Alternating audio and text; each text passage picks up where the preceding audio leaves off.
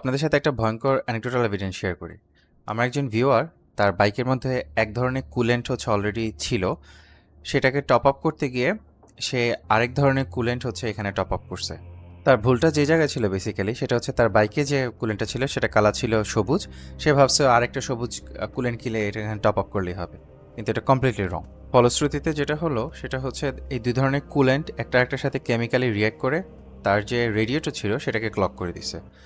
Radiator clock করে দেওয়ার কারণে বাইকের যে হিট ট্রান্সফারটা এটা প্রপারলি হচ্ছিল না। আলটিমেটলি বাইকটা অতিরিক্ত গরম হচ্ছিল। অতিরিক্ত গরমের কারণে পরে হচ্ছে তার যে ওয়াটার পাম্পের সিল সেটা ফেল করলো। এখন সে যদিও অল্পের উপর দিয়ে বেঁচে গেছে, আপনাদের সাথে সেটা নাও হইতে পারে। এই কারণে কখনো কালারের উপরে বেস করে কুলেন্ট কিনবেন না। কুলেন্ট কেনার সময় দুইটা জিনিস খেয়াল রাখবেন, যে কুলেন্টের ক্লাসিফিকেশনটা ঠিক আছে কিনা। আপনার ভেহিকেলের জন্য তার যে ইউজার ম্যানুয়াল সেখানে ক্লাসিফিকেশন দেওয়া আছে, এই ক্লাসিফিকেশনটা দেখে হচ্ছে কুলেন্ট কিনবেন।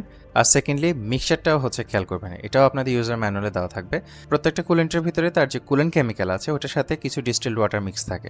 এখন এই রেশিওটা 50-50 হতে পারে, 60-40 হতে পারে, যেটাই হোক না কেন এটা ম্যাচ করবেন।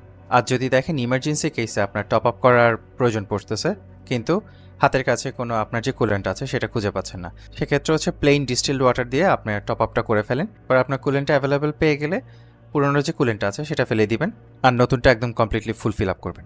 শর্ট ভিডিও হওয়াতে আমি এখানে ফুল ডিটেলসে গেলাম না, বাট এই পুরো জিনিসটার একটা টেকনিক্যাল ডিপ ড্রাইভ আমার এক্সেল ডাইনামিক্স চ্যানেলটাতে হচ্ছে দেওয়া আছে। আপনাদেরকে ওই ভিডিওটা দেখা আমন্ত্রণ রইল।